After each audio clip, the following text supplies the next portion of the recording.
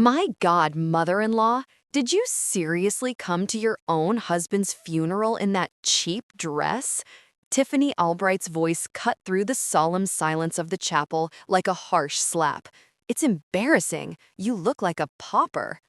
All eyes instantly fixed on me.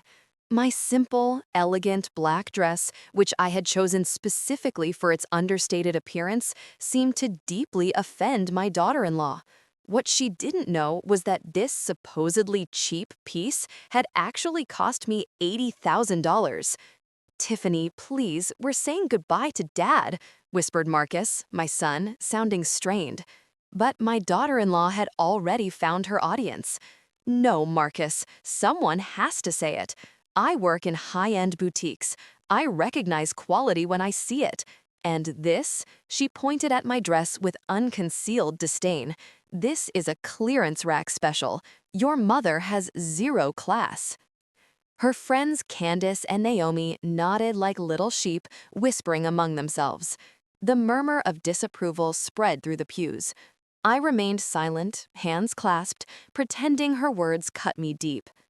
"Poor Elias," Tiffany continued, raising her voice even louder. "He must be turning over in his grave, seeing his widow didn't even have the respect to dress decently for his send-off.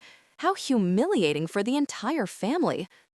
Tears began to well up in my eyes, but they weren't tears of sadness. They were tears of pure pent-up rage. This woman dared to humiliate me on the most painful day of my life, completely unaware that I was the owner of the very brand for which she worked as a mere sales associate. "Just look at her," she pressed on with her performance. "She can't even afford a decent dress.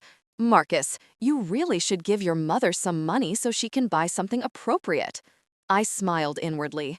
If she only knew that my closet held over 200 designer dresses, that my bank account had more zeros than there were days in the year, and that her pink slip was already signed and waiting in my private office. My daughter, Belle, gently touched my arm and whispered, "Mom, don't listen to her. She's being cruel." But I needed to hear more. I needed Tiffany to keep digging her own professional grave. "You know what, Marcus?" Tiffany directed her voice dramatically toward her husband. "When we have children, I hope they never end up like your mother, so utterly basic." She gave me a pitiful look. Look at her. She doesn't even know how to dress for such an important occasion. The snickers from her friends grew louder. Candace even dared to comment, "It's true, Tiff. I work in retail too, and that dress couldn't have cost more than $100. If they only knew that the mother of pearl buttons on my dress alone cost $500 each. "Exactly, Candace," Tiffany retorted. "That's why I say she has no class. At the boutique where I work, we cater to sophisticated clients, women who truly understand fashion and elegance, right?" She gestured toward me dismissively. My son Marcus looked intensely uncomfortable, but didn't say a word. Typical. He'd always been a coward when it came to confronting his wife.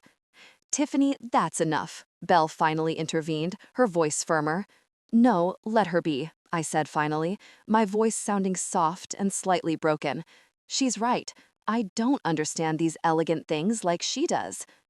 Tiffany smiled triumphantly. "At least you admit it. Look, mother-in-law, it's not your fault you were born with good taste, but you could at least make an effort not to embarrass the family in public." Her friends applauded discreetly. Naomi added with false sympathy, "Oh, the poor thing. It must be hard not having the resources to dress appropriately."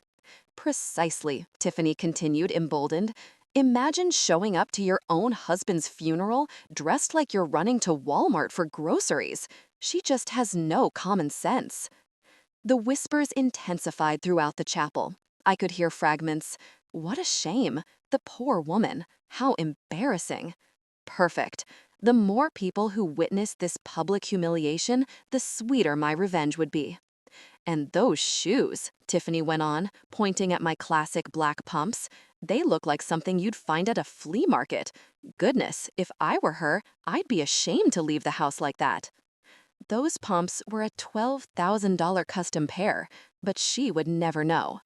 Look, mother-in-law, she said condescendingly, leaning in toward me. I know you don't have much money, but the next time you need to dress for something important, I can lend you something from my wardrobe.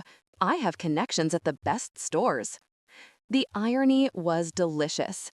This woman, who earned a base of barely $3,000 a month selling my clothing in my boutique, was offering to lend me dresses. If only she knew that I personally signed her paycheck. That's very kind of you, Tiffany, I replied in a trembling voice, but I wouldn't want to cause you any trouble. It's no trouble. It's Christian charity, she responded with a fake smile. It's what any decent person would do in my place. Her friends murmured their approval. Candace even commented, "You're an angel, Tiff. Not everyone would be so generous to someone so limited." Limited. The word echoed in my mind. If they only knew that my limitation included owning 17 luxury boutiques, 3 textile factories, and a fortune exceeding $100 million. Furthermore, Tiffany added, now addressing the entire congregation, I think we can all learn a lesson from this: the importance of education, of having aspirations, of not settling for mediocrity. The discreet applause confirmed that she had achieved her goal, turning my husband's funeral into her personal show of moral superiority. Poor Elias, she sighed theatrically. He was always worried about his mother-in-law. He used to say he didn't know how she'd manage without him. He was right about one thing. My late husband always worried about me, but not for the reasons she imagined. He knew my heart was too kind, that I forgave too easily. Like the video and subscribe to the channel to continue the story, and tell me in the comments what you think about the behavior and the story. He always told me, Serafina, the day I'm gone, don't let anyone trample on you. That day had arrived. After the spectacle Tiffany created at the funeral, I drove home in my 2015 Honda Civic, a car I deliberately chose to maintain my facade as a poor, helpless widow. The truth was, my private garage held a Bentley, a Mercedes S-Class, and a Porsche that no one knew about. But today, I needed to continue being the Serafina everyone thought they knew, the unrefined mother-in-law, the widow without resources, the woman who, according to my daughter-in-law, had no trace of elegance. Arriving at my modest apartment, I slipped off my $12,000 pumps and poured myself a glass of wine.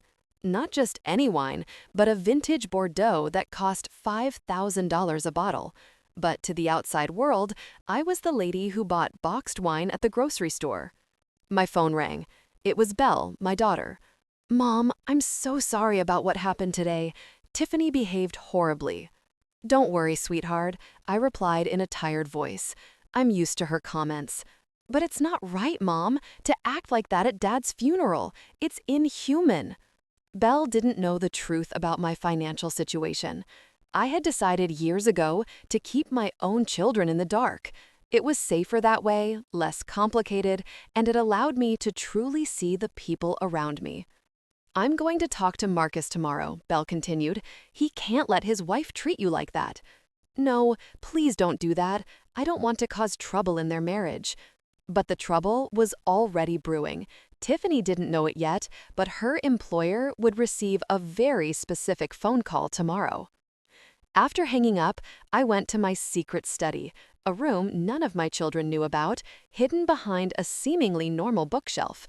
There lay my true treasures, the contracts for my companies, the financial statements for my boutiques, and of course, the personnel files for all my employees, including Tiffany Albright, sales associate, level 2, at my flagship store with a base salary of $3,000 a month plus commission. I opened her file and reviewed her history. 3 warnings for tardiness, 2 customer complaints about a dismissive attitude, and a supervisor's report noting her unwarranted air of superiority. Perfect. I picked up my private phone, the one I only used for business matters, and dialed Janice, my HR director. Miss Coleman, I'm so very sorry for your loss, Janice said with genuine sorrow. Thank you, Janice, but I need you to handle a personal matter tomorrow.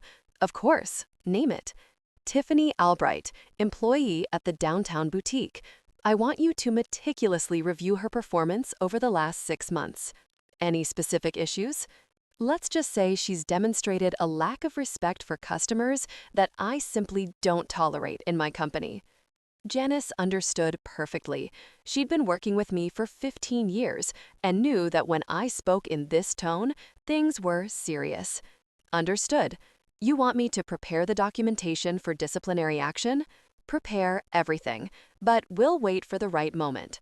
After hanging up, I sat in my Italian leather chair and reflected on the day's events. Tiffany's public humiliation had only been the appetizer. She had no idea she had just declared war on the wrong person. My late husband Elias always told me I was too kind, too tolerant. Serafina, he would repeat, some people confuse kindness with weakness, and when that happens, you have to teach them the difference. For 40 years of marriage, he had been my protective shield. Elias knew about my businesses. He was my silent partner, my most trusted advisor. Together, we built an empire from scratch, always keeping to the shadows, always pretending to be a regular middle-class family. But Elias wasn't here to protect me from vipers like Tiffany anymore. Now, I would have to protect myself, and I would do it with the style that only a 70-year-old woman with 50 years of business experience could command. The next day, while Tiffany was bragging on social media about her act of charity and offering to lend me clothes, I was in my executive office reviewing the numbers for all my companies. My personal assistant, an efficient woman named Estelle, who had been with me for 20 years, walked in with a coffee tray. "The monthly reports, Miss Coleman," she said, placing a pile of documents on my mahogany desk. "How are sales looking at the downtown boutique?" "Excellent numbers this quarter. The new collections have been very well received. And the personnel—" Estelle hesitated for a moment. "There are a few situations that require attention. Tell me." Tiffany Albright has had several incidents with clients. Apparently, she makes comments about who can and cannot afford certain pieces. Interesting. My daughter-in-law had not only humiliated me, but she was also driving away my customers with her snobbish attitude. Anything else? Security cameras caught some questionable behavior. She uses her personal phone for hours during work. She's constantly late, and yesterday she was seen taking photos with merchandise she didn't buy. Every word was another nail in her professional coffin. "Estelle, I want you to schedule a meeting with me for next Friday with all the management of the downtown boutique. Any specific reason?" I smiled for the first time since Elias's funeral. It's time to make some personnel changes.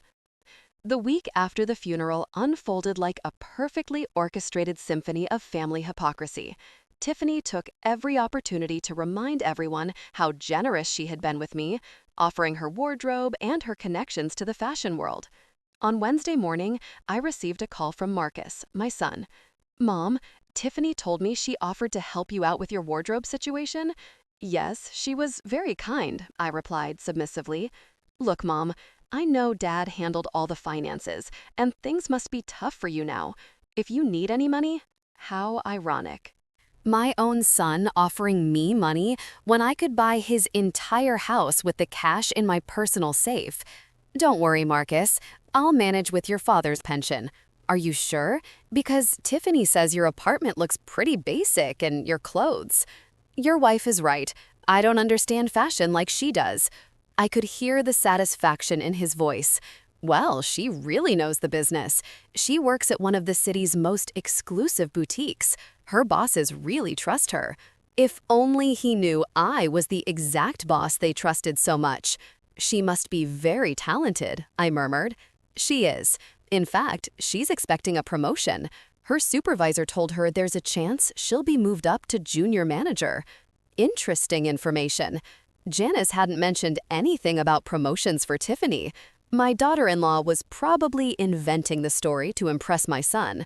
I'm happy for her, Marcus.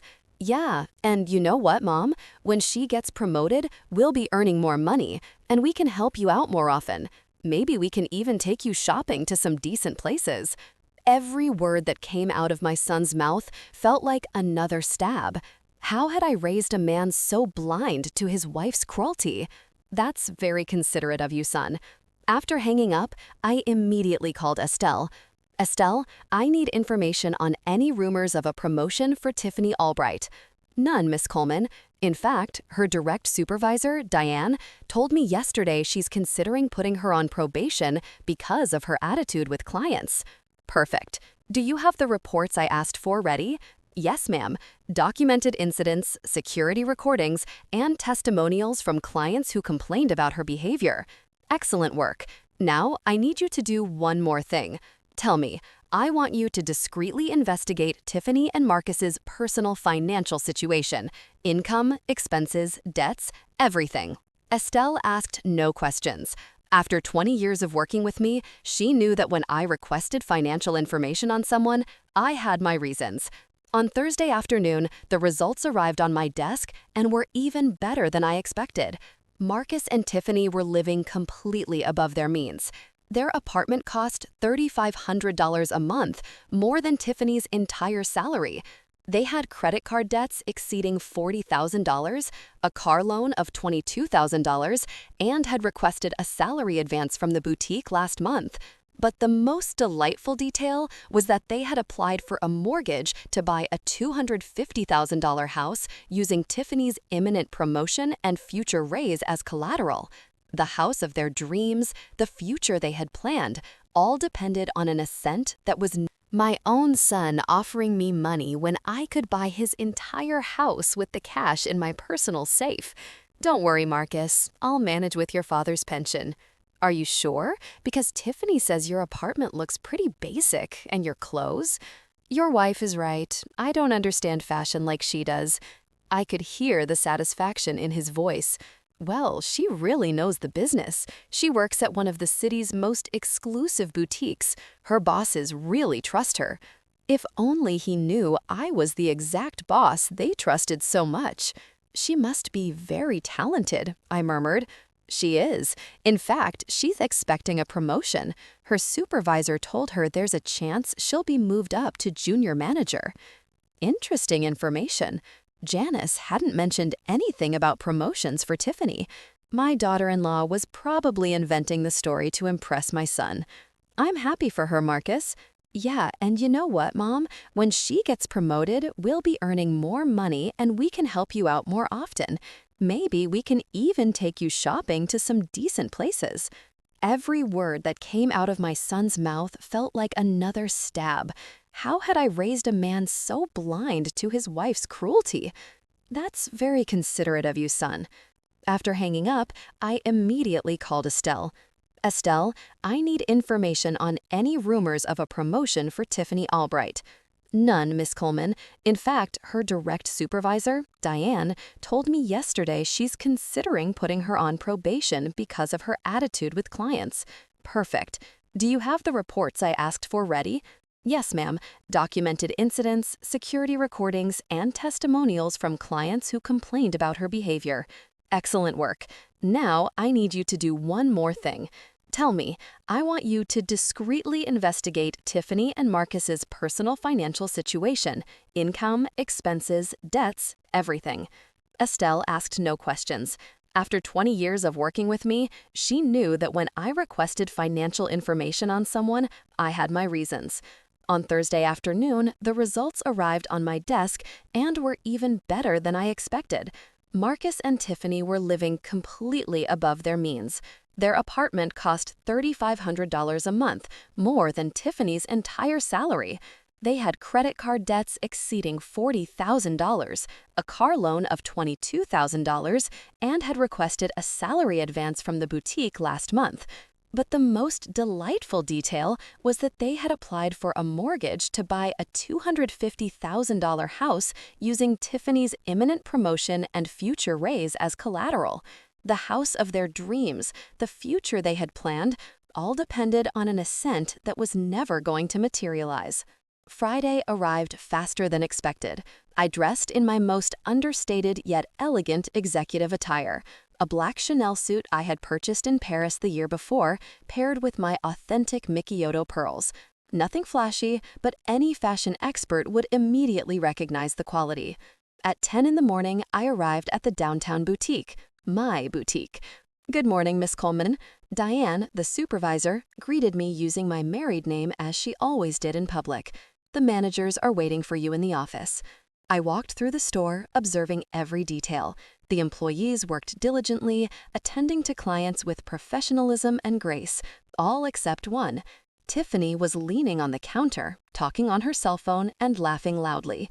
Her uniform was wrinkled, her makeup was overdone, and her attitude was completely inappropriate for the sophisticated environment of my establishment. "Girl, you won't believe this," I heard her say into the phone. "My mother-in-law is so pathetic. I swear Marcus told me yesterday we can take her shopping when I get promoted. Imagine having to teach a 70-year-old woman how to dress." She laughed at her own cruelty while a customer waited patiently to be served. Yeah, I work at the most exclusive boutique in the city. My boss is super cool. She trusts me a lot. In fact, she's making me a junior manager next week.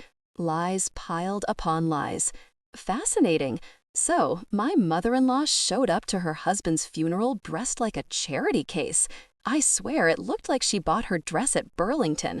I was so secondhand embarrassed. The waiting client moved to another counter, clearly annoyed by the lack of service. "You know what's the funniest part?" Tiffany continued, oblivious to everything. "She actually thinks her dress was elegant. The poor old lady has no idea what real fashion is." It was at that moment I decided to approach her. "Excuse me," I said softly. Tiffany turned and for a second recognized me, likely because she had never seen me dressed appropriately before. "Oh, mother-in-law, what are you doing here?" she asked, covering the phone with her hand, clearly annoyed by the interruption. "I came to do some shopping," I replied innocently.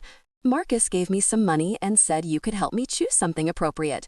Her attitude changed instantly. The idea of teaching me how to dress visibly excited her. "Oh, that's wonderful. Gotta go," she told her friend. "I have to help my mother-in-law stop making a fool of herself." She hung up the phone and looked me up and down with barely concealed disdain. "All right, mother-in-law. First, we need to establish a budget. How much did Marcus give you? Because things aren't cheap here. It's not like that flea market you usually shop at." "Marcus gave me $500. I lied. Tiffany laughed. $500? Oh my God. With $500 here, you can barely afford a pair of earrings. But fine, let's see what we can do with so little."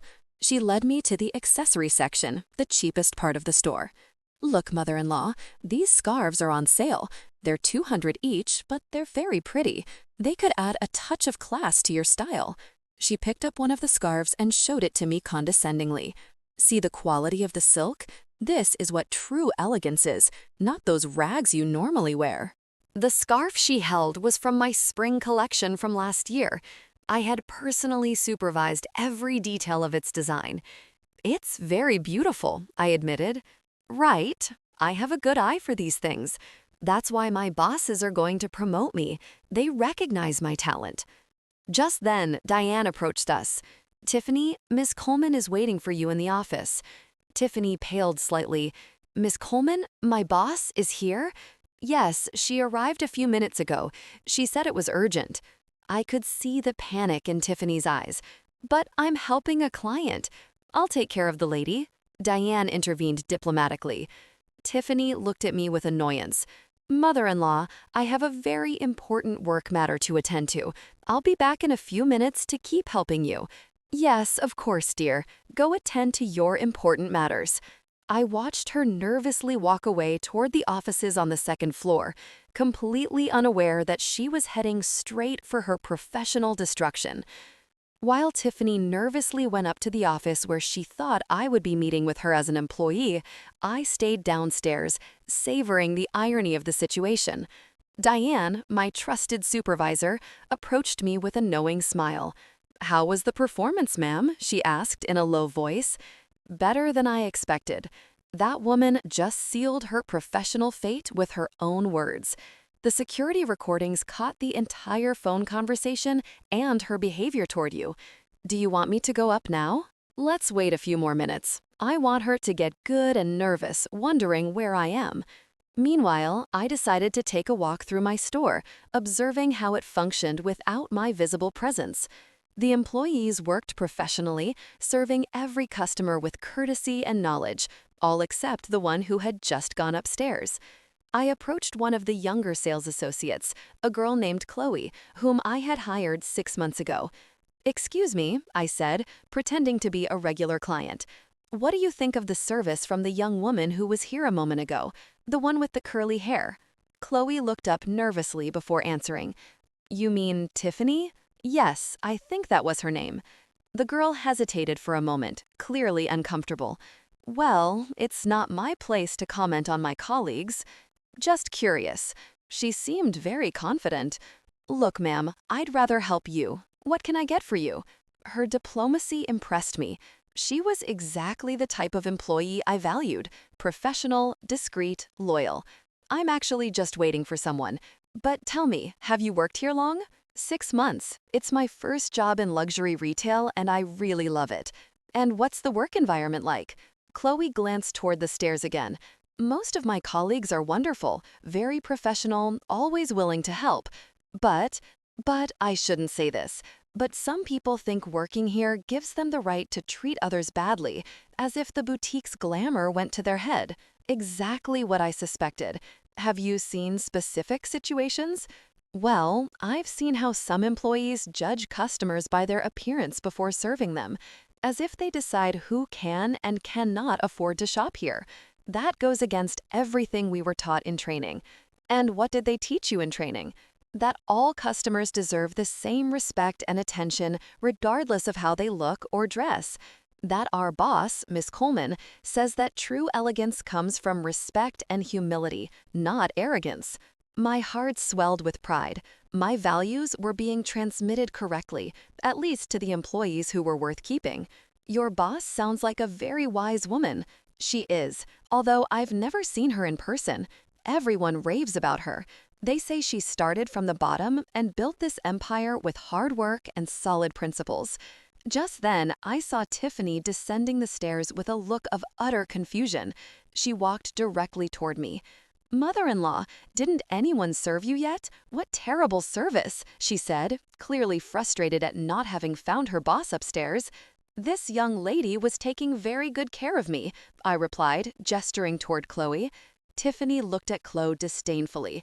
"Ugh, she's new. She doesn't know anything.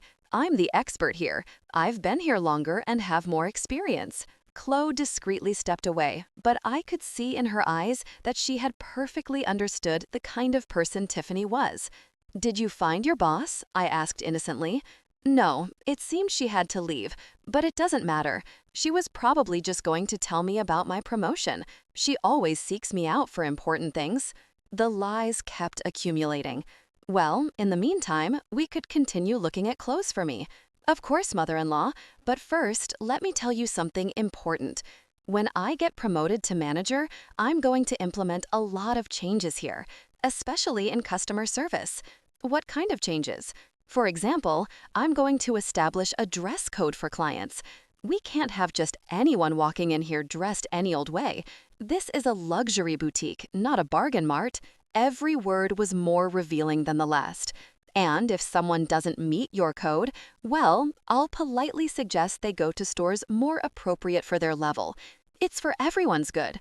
The real clients feel uncomfortable when they see people who clearly don't belong here." "Interesting philosophy," I murmured. "Exactly.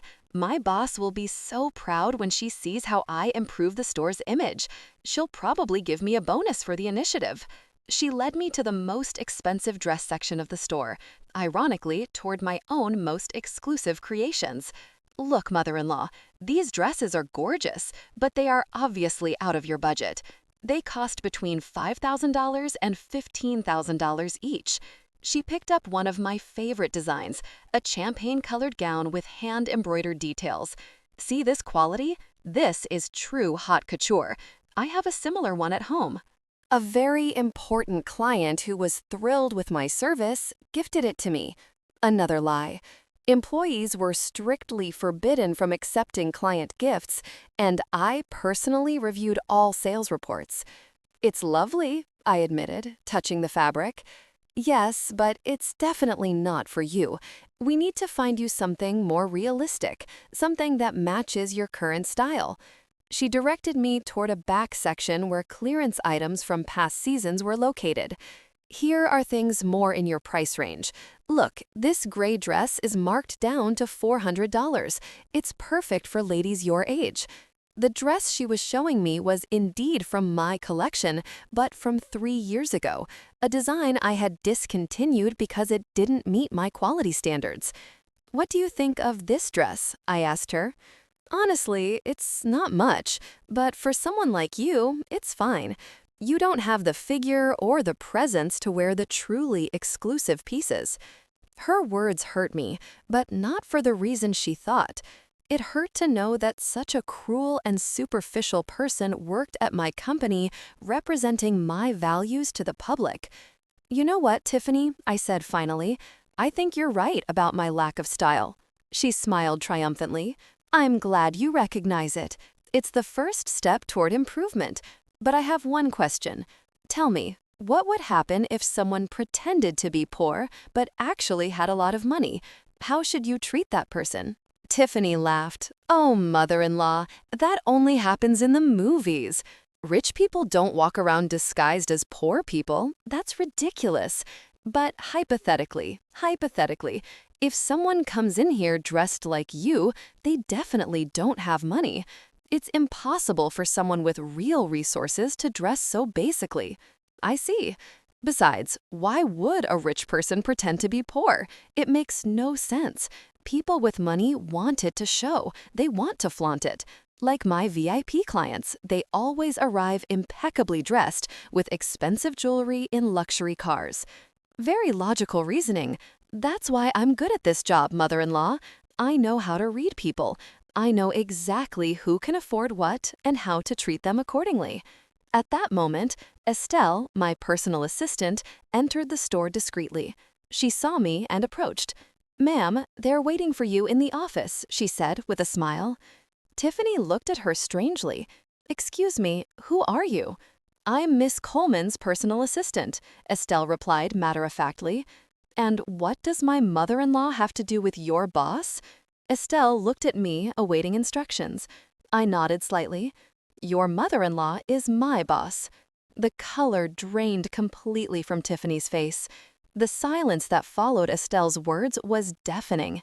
Tiffany looked at me as if she had seen a ghost, her face cycling through every shade from white to pale green. What? What did you say? She stammered, grasping the counter to keep from falling. What you heard, Estelle replied with professional calm. Marafina Coleman is the founder and owner of this chain of boutiques. Tiffany spun around to face me, her eyes wide. No, it can't be. You live in that small apartment. You drive that old Honda. Your clothes. My $80,000 clothes? I interrupted gently. The dress that bothered you so much at my husband's funeral? 80,000? She repeated like an echo, unable to process it. The same dress you considered clearance rack material. The same $12,000 pumps you said looked like they came from the flea market. Her words came out in broken gasps. But I've been working for you for 2 years. That's right. And during those 2 years, I've received multiple reports about your inappropriate behavior with clients. Estelle pulled a folder from her purse. Would you like me to read the reports, ma'am? Please, Estelle. I think Tiffany needs to hear exactly what her supervisors have documented about her. Tiffany slumped into a nearby chair, completely in shock. Report from March 15th, Estelle began. Client complained that employee Tiffany Albright ignored her for 20 minutes because she determined the client did not have the economic profile to shop at the store. No, that's not. Report from April 22nd. A 60-year-old client was treated with contempt and condescension, being directed only to clearance items without being asked her preferences or budget. Each report was a slap of reality to Tiffany's face. Report from May 8th. Employee was seen using her personal phone for 2 hours of her shift, ignoring multiple customers. I can explain.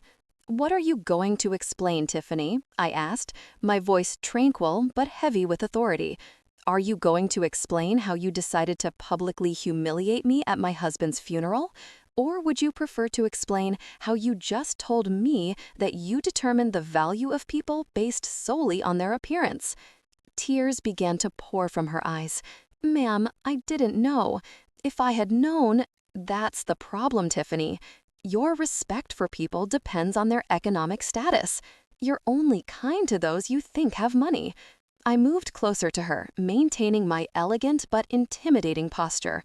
Tell me, what would you have done differently at the funeral if you had known who I really was? I never would have.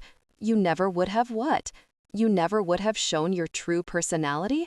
You never would have revealed how cruel and superficial you are deep down. Tiffany was openly sobbing now. Please, Miss Coleman, it was a terrible misunderstanding. I respect you very much. I've always respected you.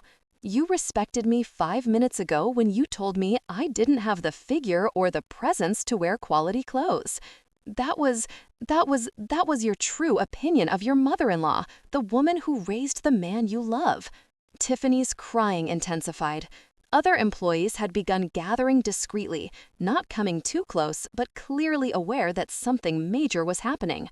Estelle, I told my assistant, could you read the last report? Of course. Report from this morning. Employee Tiffany Albright was recorded by security cameras speaking disparagingly about a client who turned out to be her family member, violating multiple company privacy and professionalism policies. Also, I added, she lied about a non-existent promotion to impress her husband and applied for a mortgage based on that lie. Tiffany sharply raised her head. How do you know about the loan? Tiffany, I know everything I need to know about the people who work for me, especially when those people happen to be family. Estelle continued. The financial investigation shows debts of over $60,000, expenses exceeding family income by 300%, and multiple unreported salary advances. Unreported, I repeated, which means on top of everything else, you've been lying on your company financial documents. Ma'am, please, I can explain everything. I needed the money to maintain a lifestyle you can't afford, to flaunt wealth you don't possess while belittling others for their apparent lack of resources. The irony of the situation was perfect. Tiffany, who had mocked my supposed poverty, was the one who was truly broke. Tiffany, I said, report from this morning. Employee Tiffany Albright was recorded by security cameras speaking disparagingly about a client who turned out to be her family member, violating multiple company privacy and professionalism policies. Also, I added, she lied about a non-existent promotion to impress her husband and applied for a mortgage based on that lie. Tiffany sharply raised her head. How do you know about the loan? Tiffany, I know everything I need to know about the people who work for me, especially when those people happen to be family. Estelle continued. The financial investigation shows debts of over $60,000, expenses exceeding family income by 300%, and multiple unreported salary advances. Unrepeated, I repeated, which means on top of everything else, you've been lying on your company financial documents. Ma'am, please, I can explain everything. I needed the money to maintain a lifestyle you can't afford, to flaunt wealth you don't possess while belittling others for their apparent lack of resources. The irony of the situation was perfect. Tiffany, who had mocked my supposed poverty, was the one who was truly broke. Tiffany, I said, my voice growing even colder, I want you to understand something very important. I'm not bothered that you didn't know who I was. I'm bothered by how you treated the person you thought I was. But ma'am, I'm bothered that you considered it appropriate to humiliate a 70-year-old widow at her husband's funeral, and I'm bothered that you base your respect for other human beings on the price of their clothing. It wasn't my intention. It wasn't your intention to show your true character because that is exactly what you did. I turned toward Estelle. Do you have the documents ready? Yes, ma'am. Everything is prepared. Tiffany looked at us with mounting terror. What documents? Your termination papers, of course. No, please, I need this job. We have debts, payments, the new house. The new house you plan to buy with money from a promotion that never existed. Please, Miss Coleman, I swear I'll change. I'll be different. You'll change. You'll be different. I approached her again. Tiffany, you are 32 years old. If you haven't learned to treat people with basic respect by this age, you're not going to learn it now. But it's my family. I'm your daughter-in-law. Exactly. You are my daughter-in-law, and that makes your behavior even more unforgivable. Estelle handed me a folder. The termination documents, ma'am. Thank you, Estelle. I took the folder and showed it to Tiffany. Here is your termination letter. Effective immediately. You can't do this. It's personal revenge. Personal revenge? I laughed softly. Tiffany, this is simple application of business policy. Customer mistreatment, misuse of work time, lies on official documents, and multiple violations of the Code of Conduct. But I need this job. My husband will— Your husband is going to find out many things today, I interrupted, including how his wife treats his mother when she thinks no one important is watching. Tiffany's tears had turned into desperate sobs. Please, I beg you, give me one more chance. You already had your chance, Tiffany. You had it during 2 years of working here, and especially you had it on the day of the funeral when you could have chosen to show compassion instead of cruelty. But you didn't know, and that is exactly the point. Your true character shows when you think there are no consequences. Estelle, I said to my assistant, while Tiffany continued to sob, please call security to escort the employee out of the building. No, wait, Tiffany screamed, standing up desperately. It can't end like this. I'm family. Family behaves with mutual respect, Tiffany. You decided to break that. I swear I'll change. Give me one last chance. Like the chance you gave me on the day of the funeral, like the consideration you showed when you decided to turn the most painful moment of my life into your personal show of superiority. Tiffany approached me with her hands clasped, literally begging. Miss Coleman, please think about Marcus. Think about your son. If you take my job, you'll ruin our marriage. I'll ruin your marriage? I looked at her with genuine disbelief. Tiffany, you ruined your marriage the day you decided to publicly humiliate your husband's mother. But he'll hate me. He won't understand. Oh, he'll understand perfectly, especially when I show him the security recordings from today. Her face fell even further. Recordings? Every word you said about me, about my clothes, about my supposed lack of class, every cruel comment you made on the phone thinking no one important was listening. Estelle intervened discreetly. Security is on the way, ma'am. Perfect. I turned back to Tiffany. You now have approximately 5 minutes to clear out your locker and turn in your employee badge. This is an abuse of power. It's family persecution. Abuse of power? My voice hardened. Tiffany, the abuse of power was when you humiliated a 70-year-old woman in front of her entire family because you thought you could do it without consequences. But you have millions. I only have this job. And whose fault is that? Did I force you to live beyond your means? Did I force you to lie about non-existent promotions? Did I tell you to apply for loans based on fantasies? Chloe, the young employee who had talked to me earlier, approached timidly. Ma'am, do you need anything? Yes, Chloe. I want you to observe this very carefully. This is a lesson on why we treat all customers with the same respect, no matter how they look. Tiffany looked at me with pure hatred. You're going to use this for lessons? Exactly. Your behavior will serve as the perfect example in our future training sessions on what not to do. It's humiliating. Humiliating? I laughed without humor.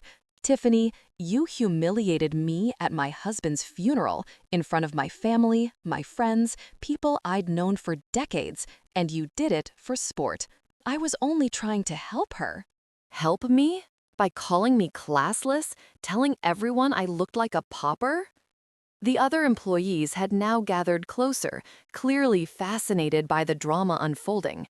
I could see in their faces a mix of shock and, I must admit, satisfaction at finally seeing consequences for Tiffany's toxic behavior. Miss Coleman, Diane, my supervisor, intervened. "Do you want us to document this incident to share with the other branches?" "Excellent idea, Diane. Let it serve as a warning about the consequences of mistreating customers." Tiffany turned to Diane desperately.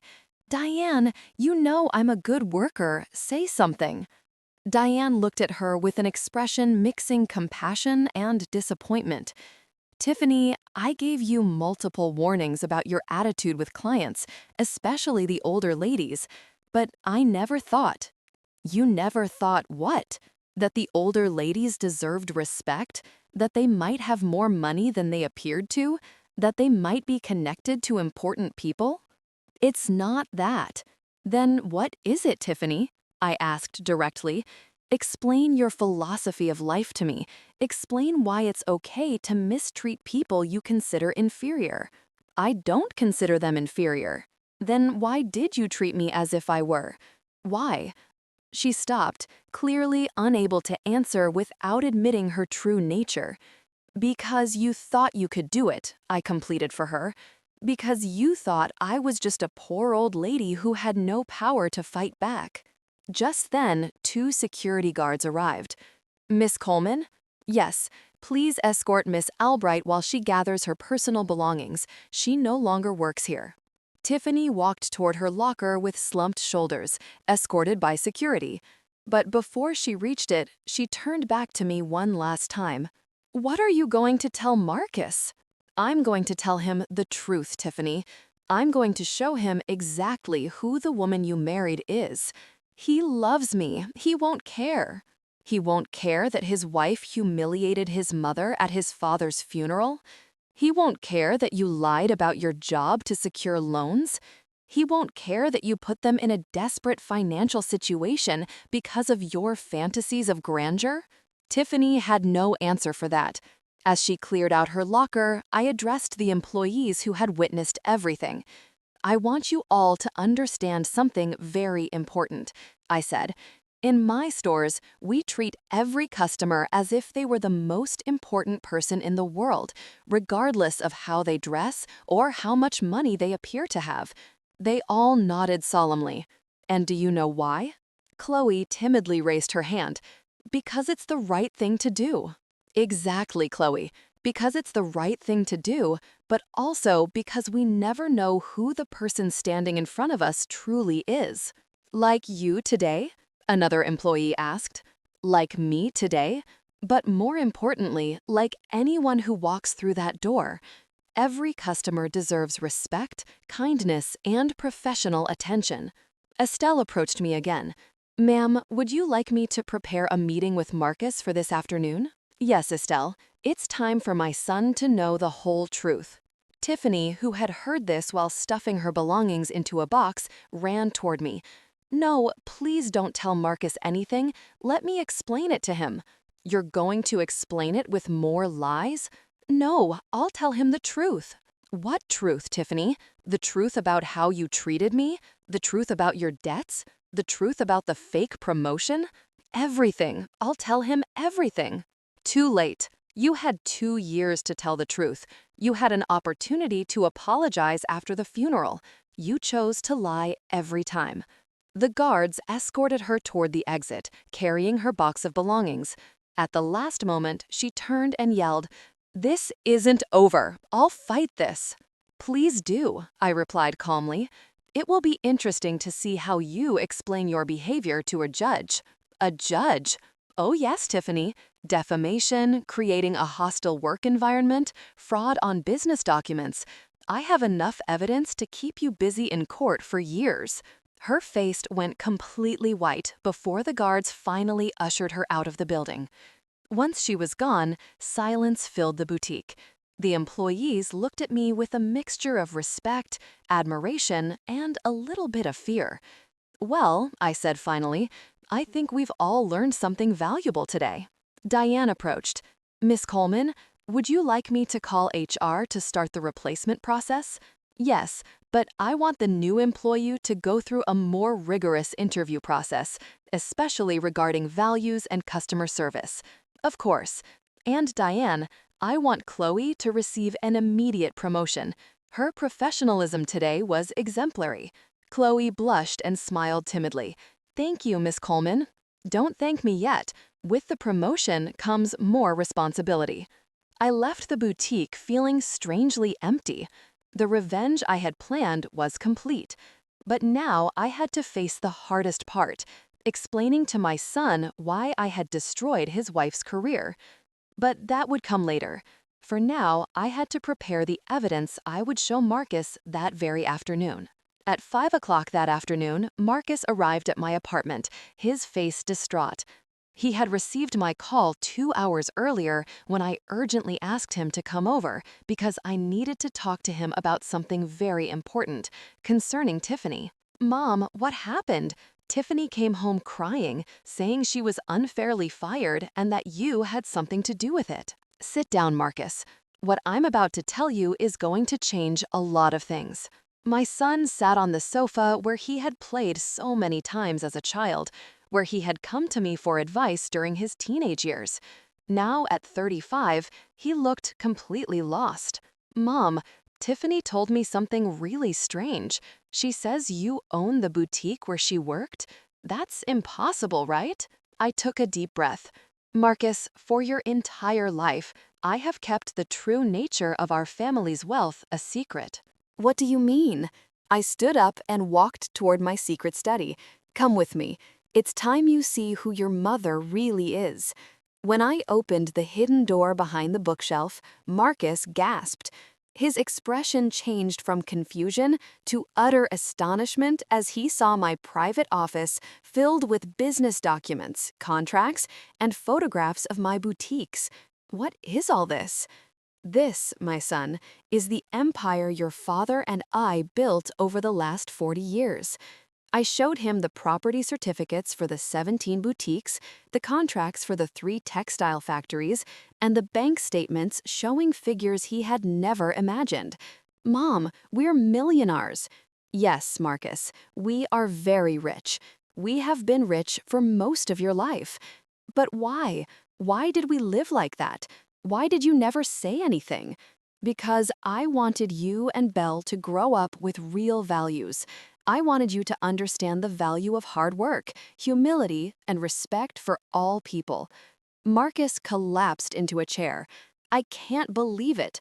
All this time, you had the chance to show your true character without the corrupting influence of money. And Dad knew. Your father was my partner in everything. Together, we decided to keep this secret until the appropriate time to reveal it. And when was the appropriate time going to be? When you demonstrated you could handle the responsibility. When you showed that your values were firmly established. Marcus looked at me with a mixture of admiration and resentment. And what does this have to do with Tiffany being fired? That was the question I had been waiting for. I picked up the folder Estelle had prepared with all the evidence. Marcus, your wife has been working at one of my boutiques for 2 years. During those 2 years, she demonstrated repeatedly that she mistreats clients based solely on their appearance. That can't be true. No. I pulled out the first report. It's documented here how your wife ignored a 60-year-old lady because she felt she didn't have the appropriate economic profile to shop at the store. Marcus read the report, frowning. This must be a misunderstanding. A misunderstanding? I pulled out the next document, and this. Each report painted a clear pattern of discriminatory and unprofessional behavior. But the most important thing, Marcus, isn't what she did at work. It's what she did to me. What did she do to you? On the day of your father's funeral, your wife decided to publicly humiliate me because of my clothes. She called me classless, said I looked like a pauper. She mocked my dress in front of the whole family. Marcus palled. Mom, Tiffany told me she was only trying to help you. Help me? You thought it was help when she told me I was pathetic, that I was embarrassing the family, that I looked like a beggar? Mom, I didn't. I thought she was just trying to help. You thought it was okay for someone to treat your mother like that because you assumed she was right about my lack of class? No, it's not that. Then why didn't you defend me? Marcus had no answer for that. You know what else I discovered today? I continued, pulling out the financial reports. That your wife has been lying about a non-existent promotion. That you too applied for a mortgage based on future income that was never going to materialize. How do you know that? Because I'm a businesswoman, Marcus. When someone attacks me, I investigate everything about that person. I showed him the documents detailing their debts, their excessive spending, and their desperate financial situation. You owe over $60,000 in credit cards. You live in an apartment that costs more than Tiffany's entire salary. You've been constantly requesting salary advances. Marcus buried his face in his hands. My God, your wife has been living a complete lie, flaunting wealth she doesn't have while making fun of others for their apparent lack of resources. And now what's going to happen? Now, Marcus, you have to decide what kind of man you want to be. What do you mean? Can you stand by a woman who humiliated your mother at your father's funeral? Or can you acknowledge that you married someone who doesn't share your family values? Mom, she's my wife. And I'm your mother, the woman who raised you, who taught you about respect and dignity, who sacrificed many comforts to make sure you had an education. Marcus was silent for a long time. What do you want me to do? I don't want you to do anything, Marcus. I want you to make your own decision based on what you know now. And if I choose to stay with Tiffany, then you'll have to live with the consequences of that choice. What consequences? The consequences of choosing someone who believes it's appropriate to humiliate older people for sport. Marcus got up and walked to the window. My entire world is falling apart. No, Marcus, your false world is falling apart. Now you have the opportunity to build something real. Will you help me? I will always help you, son, but only if you prove you deserve that help. How? By showing me that the man I raised still exists beneath all your wife's toxic influence. Marcus turned to me, tears in his eyes. Mom, I'm so sorry I didn't defend you at the funeral. That's the first step, Marcus. And the second step? The second step is that you decide if you want to remain married to a woman who thinks it's okay to mistreat vulnerable people. Marcus nodded slowly. I need time to think. Of course, but Marcus, the time you have to think isn't infinite. Some decisions can't be postponed forever. 2 days after my confrontation with Marcus, my phone rang at 6 in the morning. It was Belle, my daughter, and she sounded completely frantic. Mom, what the hell is going on? Marcus called me crying at midnight, saying you're a millionaire and that Tiffany got fired from your job. It's true. Good morning, Belle. Yes, it's true. How is it true? Since when are we rich? Why did you never tell me? Belle, come home this morning. It's time for you to know the truth, too. Mom, I'm in total shock. Marcus told me about the boutiques, about the money, about what Tiffany did at Dad's funeral. I can't process it. That's why you need to come. There are many things to explain. 2 hours later, Belle was sitting in my living room looking at the same documents I had shown Marcus. Her reaction was completely different from her brother's. Mom, why did you never trust us? I did trust you, Belle. I trusted that you would become good people without the corrupting influence of money. But we could have had a better life. I could have gone to a private university, had better opportunities. And would you be the same person you are now? Belle paused, thinking, I don't know. I do know.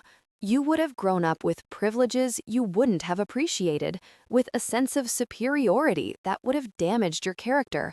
But look what happened to Marcus. He married a horrible woman who despises us. Exactly my point, Belle. Marcus chose Tiffany when he thought we were a middle-class family. That tells me there's something in his character that needs to be examined. What do you mean? I mean that perhaps Marcus was attracted to Tiffany precisely because she represented the status and sophistication he felt he was lacking. Belle frowned. That's pretty deep, Mom. I've had 70 years to observe human behavior, darling. And me? What do you think of my choices? I smiled. You chose to be an elementary school teacher. You work with low-income children. You married a good man who is also a teacher. Your values are in the right place. So now I'm going to inherit all this. You and Marcus will inherit everything, but only if you prove you can manage it responsibly. And if Marcus chooses to stay with Tiffany? That is a very good question, Belle. Just then, my phone rang. It was Estelle, my assistant. Miss Coleman, Tiffany Albright is here at the main office. She says she needs to speak with you urgently. Tiffany is there? Yes, ma'am. She's quite agitated and says she won't leave until she speaks with you. I looked at Belle. Would you like to meet your sister-in-law under more authentic circumstances? What do you mean? Tiffany is in my office, probably to beg for her job back. I want to go with you. Perfect. It's time you see exactly what kind of person your brother married. An hour later, Belle and I arrived at my executive office in my company's main building. It was a space my children had never seen. Marble floors, floor-to-ceiling windows with a panoramic view of the city, designer furniture, and original artwork. My God, Mom, Belle whispered, this is breathtaking. 40 years of hard work, darling. Estelle met us in the lobby. She's in the waiting room. She's been there since 8 this morning. Has she said anything? Only that she needs to speak with you about a terrible injustice, and that she won't leave until you listen to her. Perfect. Send her into my office in 5 minutes. Belle and I settled into my office. I behind my mahogany executive desk, Belle in a side chair where she could observe the entire interaction. When Estelle ushered Tiffany in, her transformation was evident. She was no longer the arrogant, self-assured woman from the funeral. She had deep circles under her eyes, smudged makeup, and her clothes were wrinkled as if she had slept in them. Miss Coleman, she began immediately, thank you for seeing me. I know I made terrible mistakes, but I need you to understand my situation. Sit down, Tiffany. It was then she noticed Belle. Belle, what are you doing here? Hello, Tiffany. I'm here learning about people's true character. Tiffany flushed, but turned back to me. Ma'am, I've come to ask for a second chance. I know I behaved badly, but I can change. You can change? Yes, completely. I can be different. Tiffany, tell me exactly what you think you did wrong. Well, I shouldn't have spoken that way about you at work, that's all.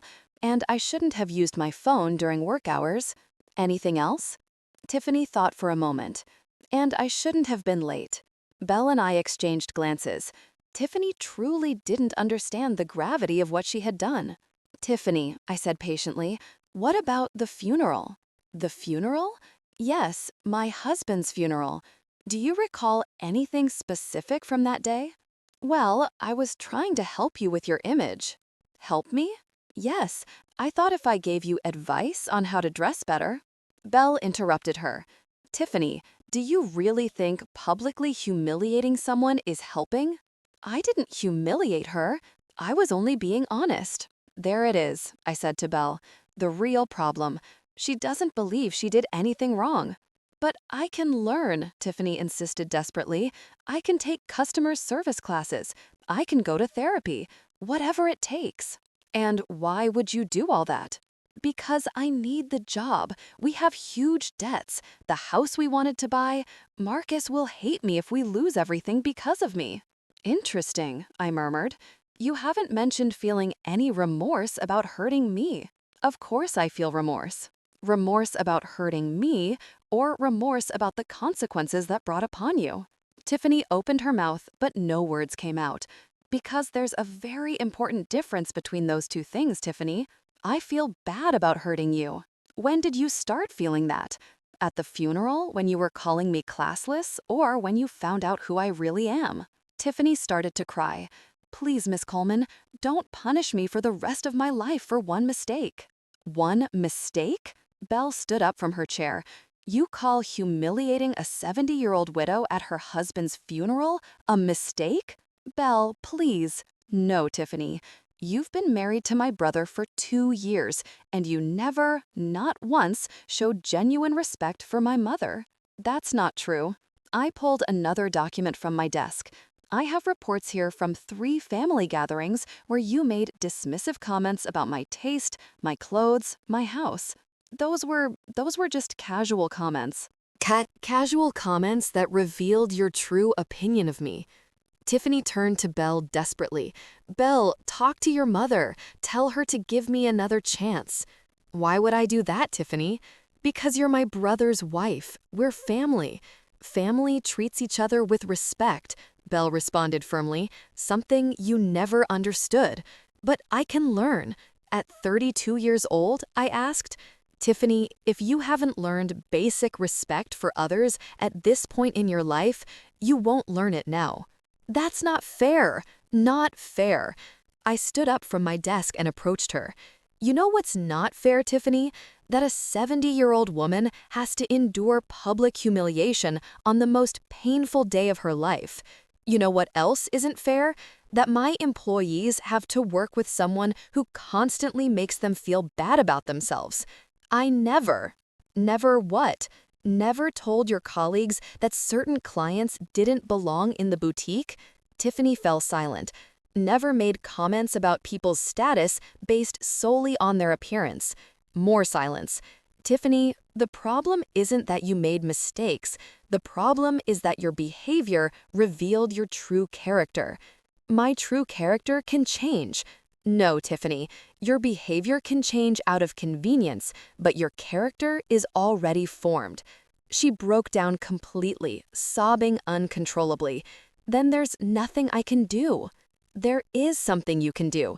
She lifted her head, hopeful. "What?" "You can be honest with Marcus about who you really are." "What do you mean?"